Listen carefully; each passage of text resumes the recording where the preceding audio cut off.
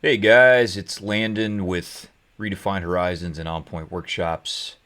In this short video, I am going to show you what you can do with a UAV orthophoto, what we call an orthophoto. It's an aerial photo. It's a type of aerial photo. It's a little bit like what you see on Google Maps or Apple Maps, the satellite background. There are some differences. I won't go into a ton of detail on that, but the reason I'm doing this video is I've had a couple people ask me, what can I do with the UAV orthophoto? That's a service that we sell to clients. So we do UAV orthophotography and UAV lidar. My partner Brian, that's kind of his specialty, and so sometimes we'll be talking to clients or to business partners, and they'll say, hey, we know you guys are always, talking about UAV orthophotos, or you're on LinkedIn talking about them. What do I do with them? Why would I want to pay you guys for one? So I'm going to try and answer that question in this video, and I have an example orthophoto that we're going to look at. I tell people that I think UAV technology is one of the most. It's amazing. And it's gotten so much better. I've been using UAVs for about 10 years, and the technology is much better. And I don't know that there is a technology that has changed the way I do surveying more than UAVs. Maybe GNSS surveying, but UAVs are pretty high up on the list. And so we almost won't fly or won't do a survey now without flying the UAV. We almost always do that. It's a really, really valuable tool in our toolbox.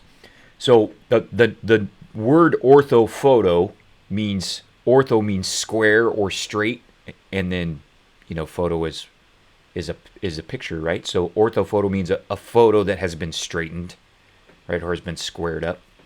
And so I want to show you. Anybody can fly a drone. Not anybody, but a lot of different people. You can go down and spend $200 and at the bookstore and get a drone, and you can fly it, and you can take a picture like the one I have up on the screen. Okay, but that is not an orthophoto. And you can do some measurements on here, okay, but if you know anything about photogrammetry, which is the science of measuring from photos, as you get away from the center, this is what they call the nadir, or the center of the photo. As you get away from the center of the photo towards the edges, your measurements are going to start to be distorted. And so you can see some of that in what we call relief displacement. That's just a fancy word for the lean. So you can see here, I can see the lean in the building, right? That's called relief displacement. That's because I'm out here at the edge of the photo. Okay, and the height of the building is taller than the ground at the center of the photo. That's why we get this lean. You can kind of see a little bit of that here with the fence too. You can see some lean on the fence. So there are distortions in here, which means you can measure on here, but the measurements aren't going to be accurate, and they'll be more inaccurate the further you get from the edge of the photo. So in order to have reasonably accurate measurements on an aerial photo, you need what we call an orthophoto. You need to straighten up the photos. You need to square them up. And there's a whole process that we go through to do that as land surveyors. And so I want to show you the difference. So I am going to just minimize this and pull up an orthophoto of that same site. So this is an orthophoto of the same site, and you can see there is no building lean. So the photos have been straightened. You can kind of see the same thing. There's no lean on the fence. This is the shadow, the fence. So it's like we're looking straight down everywhere on the photo. And that's what an orthophoto is, right? So there's very little lean. Very little. Here's another chain link fence. You can see we're looking just like straight top down. So we've taken out the relief displacement, or almost all of it, the relief displacement. So again, that's the difference. Let me try and pull these up side by side. That didn't work very good.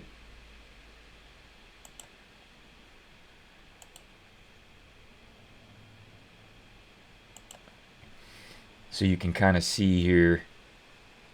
So here's the back. This aerial photo right here is the back of this building. and you can see the difference, right? You can see the sides of the building here. That's these two. No relief displacement here, right? So that's why an orthophoto is powerful. So let me show you some of what you can do once you have a UAV orthophoto. I'm not going to talk about the whole process that we go through to get to this. Okay, but I have this software open. It's called GeoViewer. It's special software. It's made to work with orthophotos. It's free from a company. It used to be called Lizard Tech. They got bought by a company called Extensis. I'll try and remember to put a download link to GeoViewer in the comments for this video on YouTube. But it's free software. It's super powerful. It's great that the folks at Extensis make this freely available. Even the pro version now is available for free. So I'm going to show you how you can.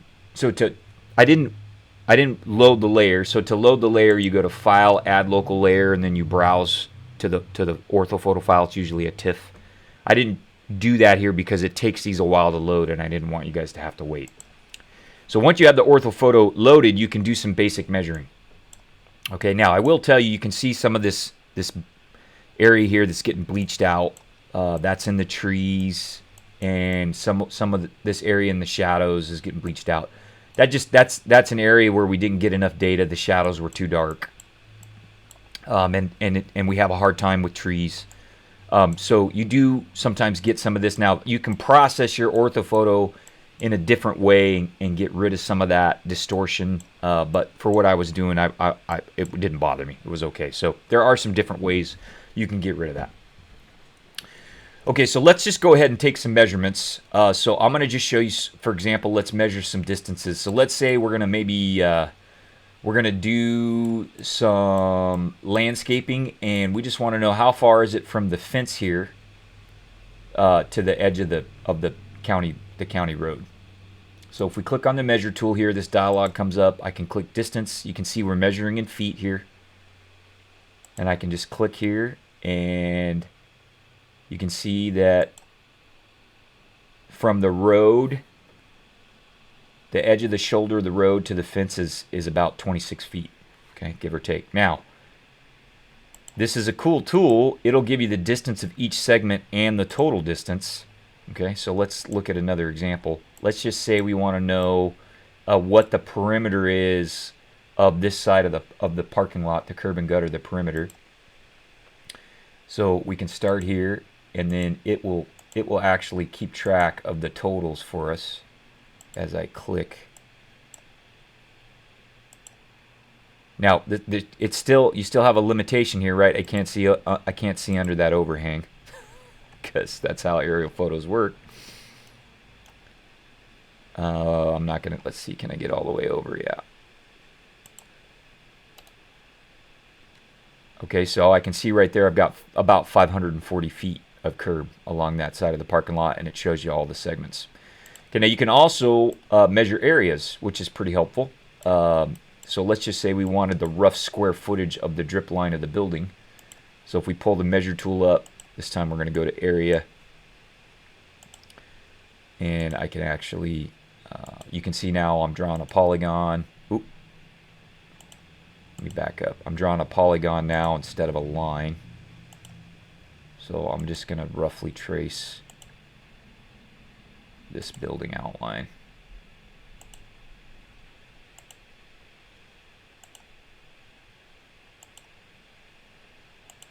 Okay, so I can get, let's see, do I double click to in? Yeah. Okay, so I've got about 12,450 square feet in the drip line of the building there.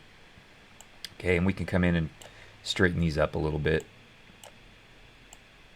Okay, so now some of you may be wondering, like, well, how accurate is this? You know, when I make measurements on here, how accurate is it? I will tell you it's probably as good as you can do with a tape measure, especially over large distances. So I don't know, on this particular site, it's probably plus or minus a quarter of a foot horizontally. I suspect it's better than that. It's probably half that. So it's probably,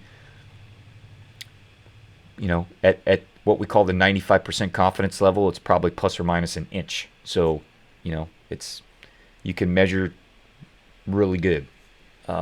Certainly good enough for most planning purposes. You know, things like calculating material costs, for example.